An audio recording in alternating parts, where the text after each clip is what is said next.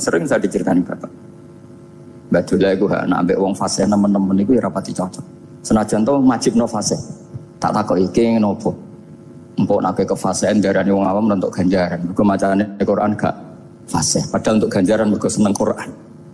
Jadi terus tak takoki bapak, niku saged damel syarat mboten? Ya ora kenek, pokoke ngono. Jadi go ngekrori.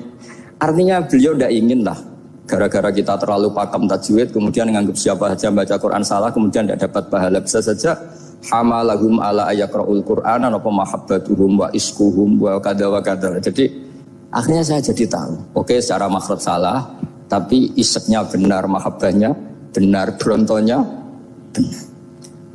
Jadi sebetulnya Badullah itu punya sekian makalah tentang ilmu. Makanya pernah ada cerita, ini penting saya utarakan ke jenengan.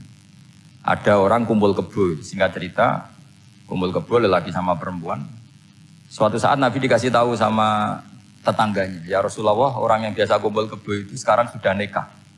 Jawabannya Nabi unik. Alhamdulillah, kira-kira gitu kalau bahasa Indonesia. Qad kharaja min sifahin ila nikahin. Dia sudah keluar dari tradisi zina, sekarang dia sudah dengan kehormatan nikah. Maksudnya gini, kalau malam Senin dia belum nikah, kumpulnya kan masih kumpul kebo bertahun-tahun gitu. Paginya dia nikah, malamnya kumpul sudah kumpul sunnah karena sudah nikah. Jadi tak sama seperti tadi. Kalau dia belum melafadzkan kalimat tauhid, ya statusnya dia kafir. Sekali melakukan kalimat tauhid, ya statusnya dia muslim atau mukmin. Sama. Ketika hubungan intim tanpa nikah namanya sifah perzinaan. Sekali nikah ya namanya sunnah. Jadi semudah itu. Dan Nabi tidak tanya macam-macam. Mau ngendikan qad kharaja min sifahin ila nikahin. Sudah keluar dari tradisi sifah menuju nikah. Pertanyaannya gini, kenapa enggak disyaratkan ini itu untuk nikahnya? Misalnya macam-macam. Ya sebetulnya syarat itu pasti ada, cuma begini tuh. Orang yang ingin menghentikan keburukannya harus kamu katakan sah sekarang juga. Karena kita mengesahkan penghentian keburukan. Jangan lalu orang yang mau tobat malah dipersulit. Jadi misalnya la ilaha illallah, kamu belajar makhraj dulu, bilangnya la benar. Belajar bahasa Arab dulu. Ya kacau. Apalagi saya persiapkan seremonialnya dulu, nanti di masjid di syuting supaya satu Indonesia tahu yang Islamkan saya itu kiainya yang engkek malah repot lagi. Ini penting saya utarakan supaya clear. Jadi saya ulang lagi, al-ibratu bi umumil lafzi la bi khusus sabab. Allah ya enggak apa-apa cerita Nabi Musa, cerita Nabi Isa, cerita misalnya begini, bolehkah orang soleh itu jadi raja? Jawabannya harus bilang boleh. Karena Allah pernah menfigurkan tokoh soleh yang bernama Sulaiman dan Daud. Dan beliau adalah raja. Ketika Imam Syafi'i ditanya, bolehkah orang Islam tidak kawin? Ya asal dia ada zina ya boleh. Karena Allah menyebut hamba yang soleh dan sebagian mereka tidak nikah. Yaitu Nabi Yahya dan Nabi Isa.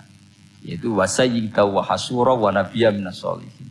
Jadi cara berpikir Imam Syafi'i gampang. Bagaimana hukumnya orang Islam yang enggak nikah padahal dia tapi asal enggak zina loh ya. Ya jawabannya ya boleh. Karena Allah mensifati Nabi Yahya dan Isa dengan status hasur, tidak apa? Nikah. Bolehkah seorang soleh jadi raja? Ya boleh. Daud dan Sulaiman itu seorang soleh dan jadi raja. Bolehkah orang soleh itu fakir? Wah sudah banyak, enggak usah dibolehkan sudah banyak kan.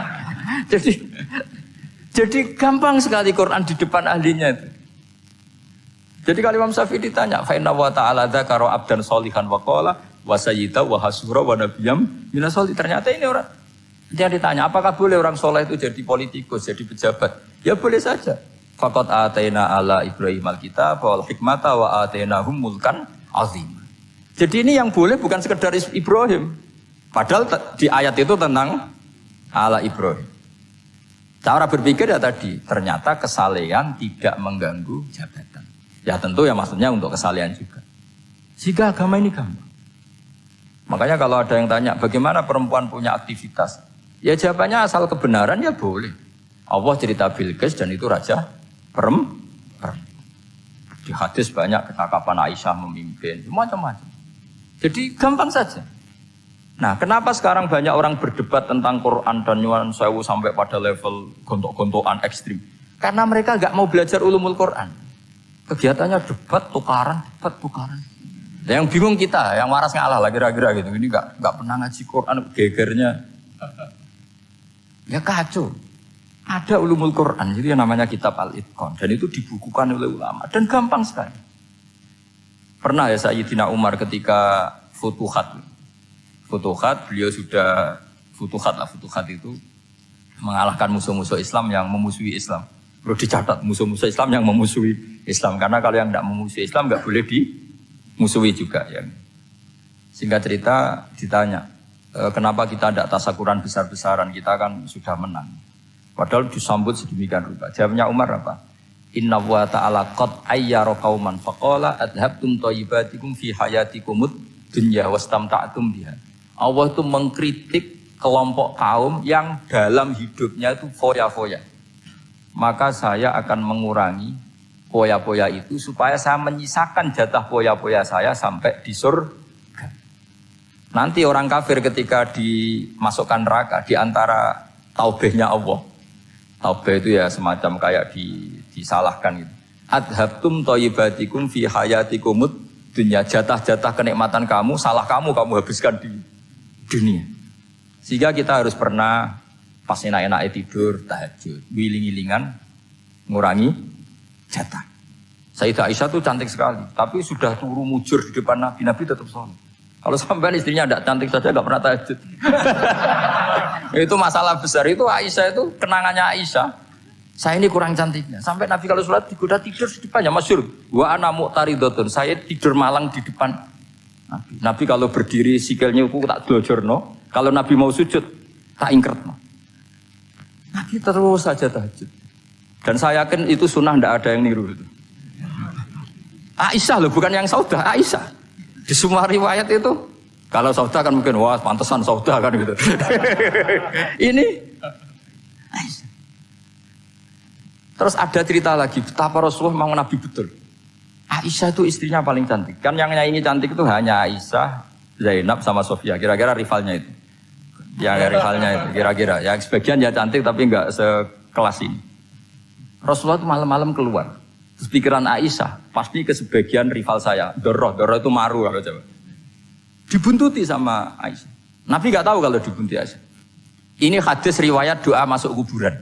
Maka, jadi hadis itu ya unik. Kalau enggak di tangan ulama itu jadi kacau. Babu doa li ahlil kubur. Bab mendoakan ahli kubur itu babnya itu tentang cemburu. Walhasil karena Nabi keluar, wah ini mesti itu enggak benar ini. Paling ke Sofia atau ke ya pokoknya Zainab, pokoknya yang cantik-cantik. Ditututi sama siapa Aisyah. Nabi enggak tahu itu. Ternyata Nabi itu kebaki itu. Assalamualaikum warahmatullahi mu'minin wa inna insyaallah bikum lahikun. Jadi barokahnya cemburu, hadis itu ada rawinya. Oh, ternyata ke kuburan toh.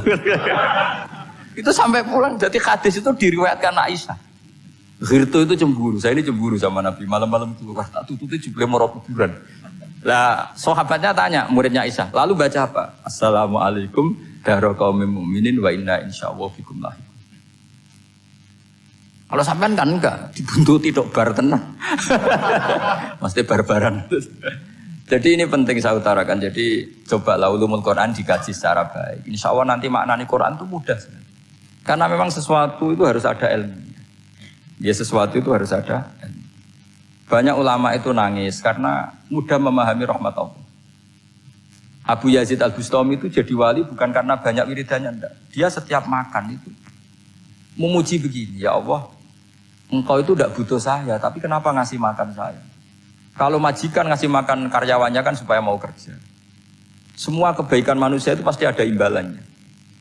Tapi engkau itu tidak butuh apa-apa, kenapa ngasih nikmat kepada manusia padahal engkau tidak butuh? Itu kan aneh betul. Kalau apapun ikhlasnya orang, kalau ngasih itu kan ada maunya. Meskipun sudah bilang ikhlas. Oh sudah, tapi kalau Allah itu tidak butuh. Misalnya ada orang nyumbang masjid ikhlas, tetap di hatinya, benak Jumatan Par, Quran yang dindi, tetap ada kepentingannya. Tapi kalau Allah enggak.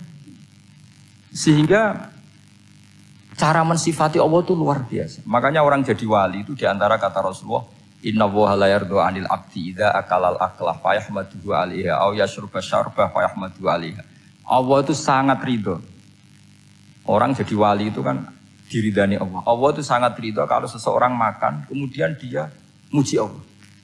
Coba apa hebatnya Donald Trump kalau gak makan ya lemes mati. Apa hebatnya presiden seluruh dunia kalau gak makan ya lemes mati. Orang yang katanya paling top di dunia, itu nak gak makan kangkung nyatanya ya lemes. Hebatnya di mana? Yang kita puji-puji hebat, ternyata kalau gak makan itu lemes. Pak Rektor gak makan lemes, apalagi Pak Onwel gak makan lemes. Hebatnya apa coba? Nah, terus kelihatan wa khuliqal insanu dha'ifa. Makanya ketika Allah mengingatkan orang yang menyembah Isa, Allah hanya menghentikan gini, kana yakulani to'am. Isa dan ibunya itu makan. Maksudnya kalau nggak makan itu ya Kamu kebayang nggak punya Tuhan terus, Pak Tuhan jangan lemes, monggo dariin. Kayak apa malunya kita punya Tuhan kalau nggak makan apa? Lemes. Terus nanti cerita, alhamdulillah tadi Tuhan mampir sini. Tadi lemes lah tak kasih makan, bergas lagi. Kan? Makanya Allah kritiknya mesti sederhana, karena ya pula to'am. Kok kamu Tuhan kan gimana? Ini kalau nggak makan itu. Tapi kita sering keliru mengatakan Presiden Amerika itu super power hebat.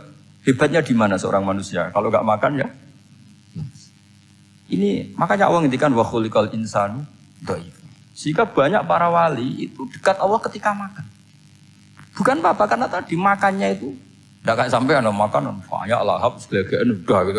Itu enggak setiap makan ya Allah betapa lemahnya saya. Yang katanya rektor, yang katanya profesor, katanya orang alim kiai, katanya pengurus NU, pengurus Muhammadiyah, ternyata kalau enggak makan lemes. Kerennya di mana lemes?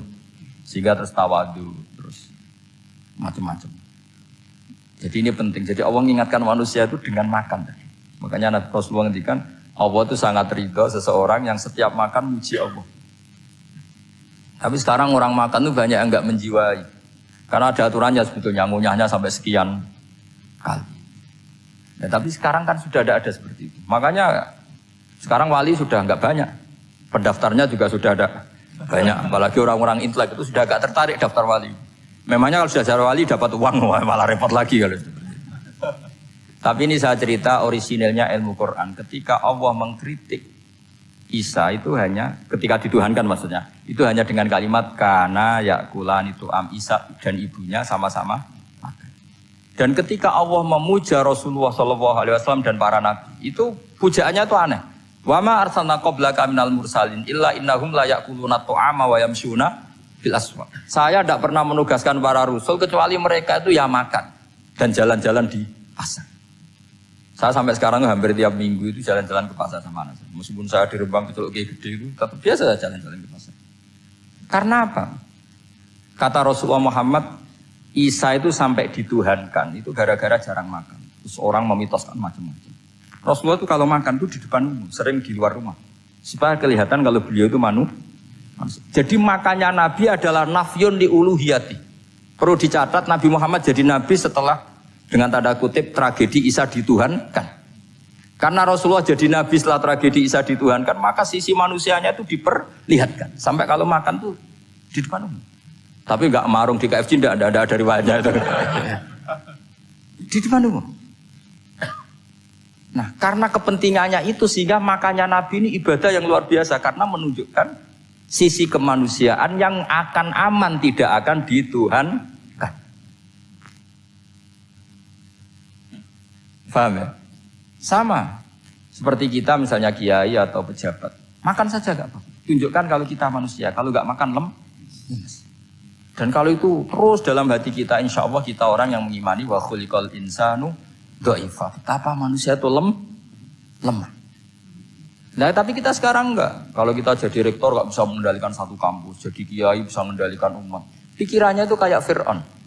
Dan di antara kesalahan Fir'aun adalah faqala ana rabbukumul a'la. Bahwa saya bisa mengendalikan kalian semua. Maka dalam ilmu tasawuf yang pertama harus dihilangkan adalah sifat anania. Bahwa karena saya. Tapi kalau orang mau jadi wali atau orang dekat Allah, kenapa saya sering menyebut kata wali? Sebenarnya khazanah wali itu ada di Quran. Ala inna awliya Allahi la khaufun alaihim wa lahum yahzanun. Cuma orang kota senangnya bakas intelektual. Wong desa senangnya bakas wali. Akhirnya banyak orang yang enggak wali modus pura-pura wali terus nipu orang. Jadi sama-sama ada korban. Yang intelektual juga sama. Seakan-akan lebih intelek dibanding wali ini. Makanya saya supaya bahasa intelektual ya ada di Quran, maksudnya terjemahannya ada, bahasa wali juga apa? Dan kadang orang jadi wali itu melakukan hal-hal yang kecil. Yaitu merasa doif saat apa? Makan. Merasa doif saat makan. Karena tadi, Paling mudah menafikan ketuhanan seseorang adalah nyatanya kalau nggak makan lemes. Paling mudah mendoifkan manusia yang katanya presiden superpower pun kalau nggak makan lemes. Apa artinya kehebatan manusia yang sehatnya bergantung nasi satu mangkok? Kerennya di mana coba? Presiden kondang bisa pengaruh seluruh dunia. Jajalnya gak mangan sedino. Lemes. Berarti hadar rojul lelaki ini bergantung satu mangkok nasi. Hebatnya di mana coba? Makanya ada seorang raja angkuh datang ke seorang ulama. Saya raja bisa mengendalikan dunia. Kata ulama, tanya gini. Andaikan kamu tidak bisa minum, kemudian harus bisa minum kalau orang menukarkan kerajaan kamu. Kamu boleh minum, asal kamu tidak jadi raja. Apa kamu kasihkan kerajaan kamu ketika kamu harus minum dengan cara seperti itu? Misalnya di tengah belantara, kalau di Arab kan sering ada apa? Sahara itu ada padang pasir. Terus kata raja itu, ya saya milih minum. Kalau saya tidak minum mati, mendingan tidak punya kerajaan. La tafrah bimulkin la yusawi apa? Kak samain. Kamu jangan bangga dengan kerajaan yang nilainya tidak ada dengan segelas. Baru dia sadar ternyata. Jadi kamu jangan bangga dengan satu kerajaan yang bahkan akan kamu tukarkan dengan segelas. Artinya pertanyaannya gini, kerajaan yang kamu bisa mimpin ini ditompang air apa ditopang keangkuhan Anda? Sebenarnya ditopang air. Karena sekali Anda tidak minum, tidak bisa jadi raja. Terus lemes, diobat no. Sama presiden juga gitu. Kalau nggak makan, nggak minum, terus sakit, stroke, nggak bisa jadi presiden. Artinya ternyata betapa manusia ini bergantung dengan sesuatu yang remeh, yaitu makan, minum, makan, minum. Nah di sini ini kenapa Quran menyebut para nabi itu apa?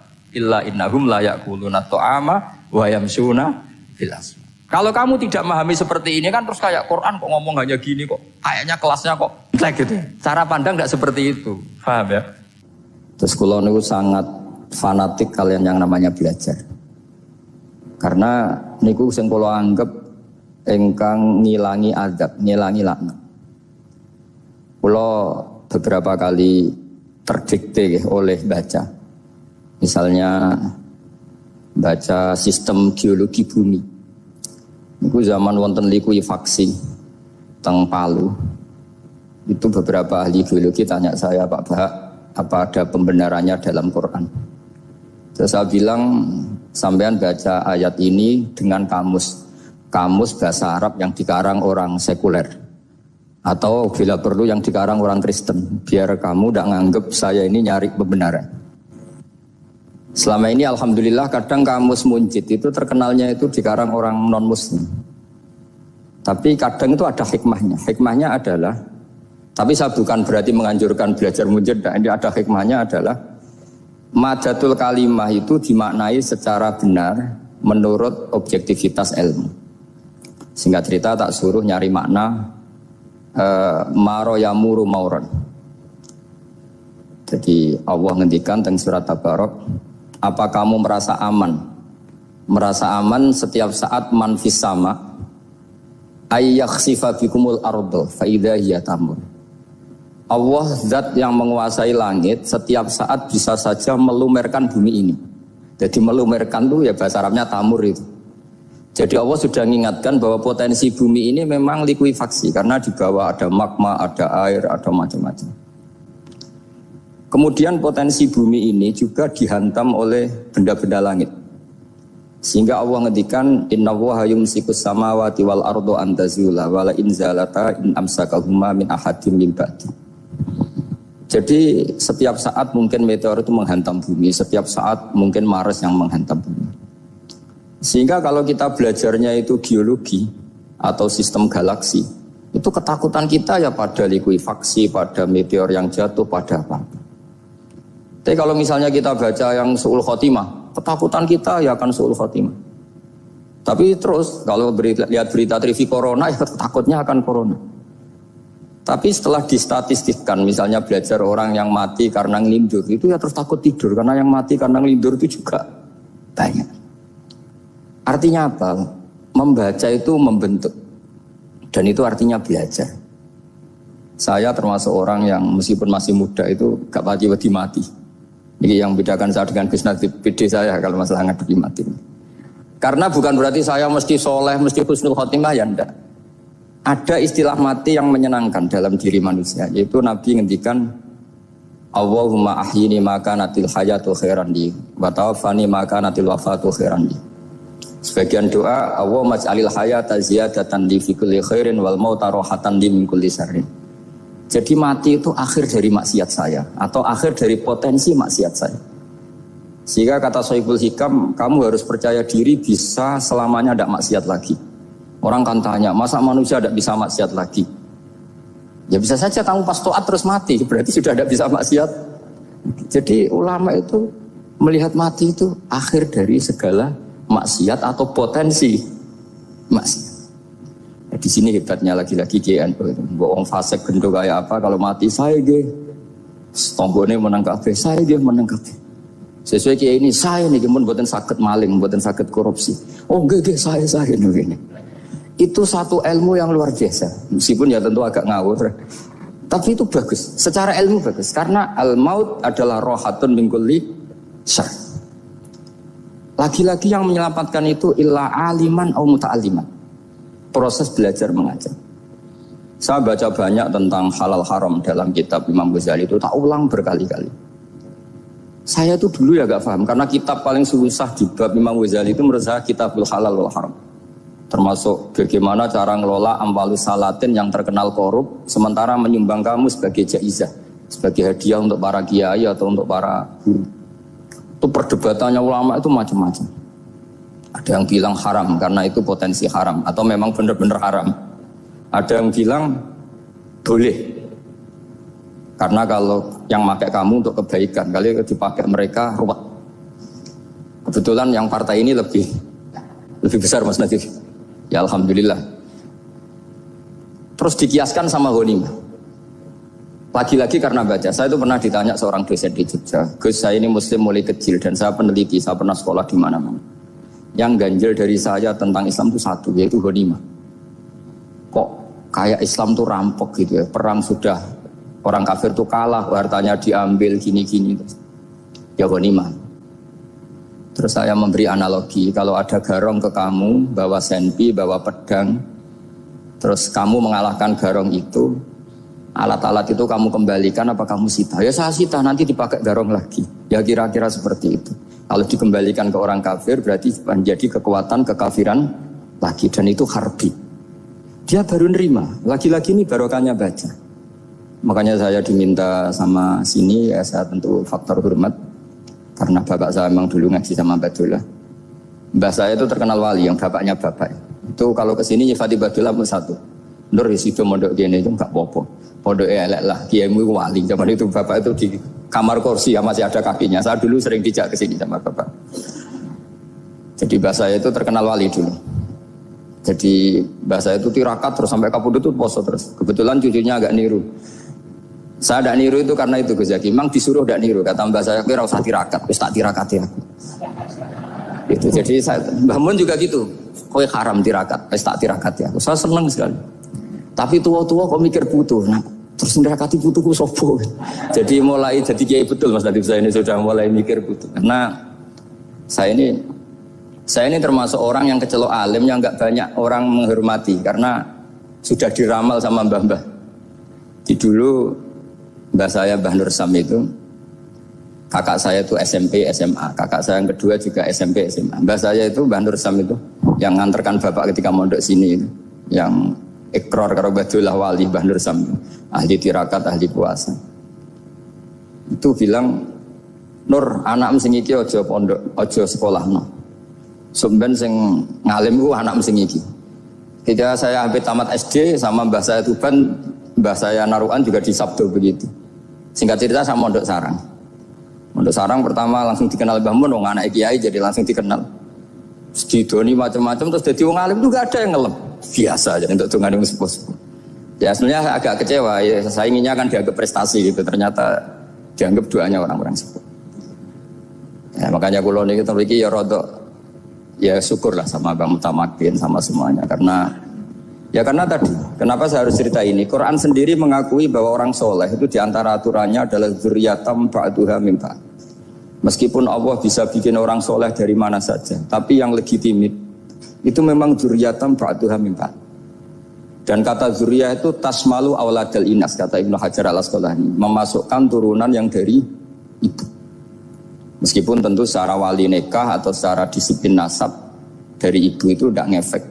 Tapi dari segi fa'innal irqadassas, bahwa sistem tubuh kita itu tetap ada gen dari seorang apa? Ibu. Sehingga banyak ulama tafsir mengatakan dzurriyyah itu tasmalu auladal inas. Dzurriyyah itu memasukkan turunan dari apa? Ibu. Bapak saya itu nasabnya nasab wali, jadi babahnya itu suka tirakat, suka. Ibu itu nasab kiai. Jadi kalau bapak wiridan itu, kalau istiqomah itu disalahkan sama keluarga ibu. Istiqomah itu salah. Karena ijabu malam yajib, mewajibkan sesuatu yang tidak wajib. Itu masalah secara ilmiah. Mbak Mun itu sering kritik kalau ada pondok kok wajib puasa, wajib merawat itu sering kritik. Itu secara fikih bahaya. Ijabu malam yajib, mewajibkan sesuatu yang tidak wajib. Dan itu kriminal dalam bab fikih. Betul itu, sama cari di Sulam Taufik, babnya itu ngeri. Ijabu malam yajib itu tidak dihitung minal kabair, dicari sendiri itu di bab Sulam Taufik, tidak perlu saya sebut, itu parah betul malah cara menvonis Abdullah bin Husain bin Thohir di Sulam Taufik. Ijabu malam yajib. Tapi pondok-pondok yang tirakat tidak kurang dalih. Niki boten majibaken, melatih. Boten majibaken tapi napa? Nah, silsilah dari keluarga ibu itu suka ilmu. Sehingga Abdullah bin Mas'ud itu tiap hari itu mensweeping orang yang sering duha. Kalau ada orang duha istiqomah itu disweeping. Awas, harus seminggu sekali, nggak boleh tiap hari. Masa sholat fardu kamu saingi sholat duha? Nggak boleh, fardu tersaingi. Itu Abdullah bin masyhur, sama cari di Al-Hunyah ini. Sayyidah Aisyah kalau ada orang duha tiap hari dimarahin. Dan itu secara konstitusi ilmu benar, karena Nabi Qiyamul Lail Ramadan itu hanya 4 hari yang dipandu. Lainnya itu enggak. Khasyata ayyufradu alaihim, kalau dalam sahih takut dianggap fardu. Akhirnya istiqomah itu masalah di keluarga saya yang dari ibu. Nah kebetulan kita ini suka ada istiqomah, akhirnya ya seperti ini. Tapi ini ilmu harus kita bicarakan. Tapi yang istiqomah, Bapak itu pengagum Badullah. Bapak itu suka sama istiqomah karena punya guru dulu Ki Zubaidi istiqomah, Badullah istiqomah. Tapi jangan kira Badullah itu hanya istiqomah. Saya punya sanad banyak, mungkin Gus Zaki lebih tahu. Sering saya diceritakan Bapak. Badullah itu nak ambek wong fasih nemen-nemen iku ya rapati cocok. Senajan to majibno fasih. Tak takoki iki ngopo. Empuk nak ke fasihan darane wong awam untuk ganjaran. Mergo macane Quran gak fasih. Padahal untuk ganjaran mergo seneng Quran. Jadi terus tak takoki bapak, niku saged damel syarat mboten? Ya ora kenek, pokoke ngono. Jadi go ngekrori. Artinya beliau ndak ingin lah gara-gara kita terlalu pakem tajwid kemudian nganggap siapa saja baca Quran salah kemudian tidak dapat pahala. Bisa saja hamalahum ala ayaqraul Qur'ana apa mahabbatuhum wa iskuhum wa kada wa kada. Jadi akhirnya saya jadi tahu. Oke, secara makhraj salah, tapi iseknya benar, mahabbahnya benar, brontonya benar.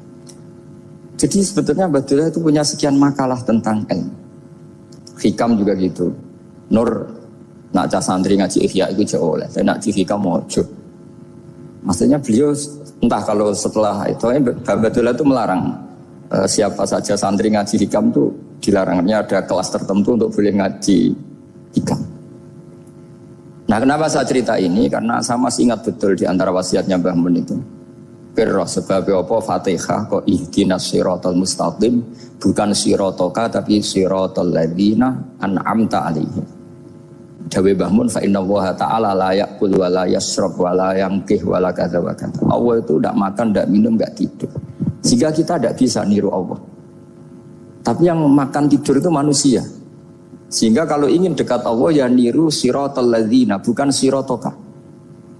Kita cara tidur niru Kanjeng Nabi, niru ulama, cara makan, cara minum, niru Allah tidak bisa. Makanya bukan ihdinas siratal mustaqim siratoka tapi siratal ladzina an'amta. Maka dalam beragama itu butuh master, butuh panutan.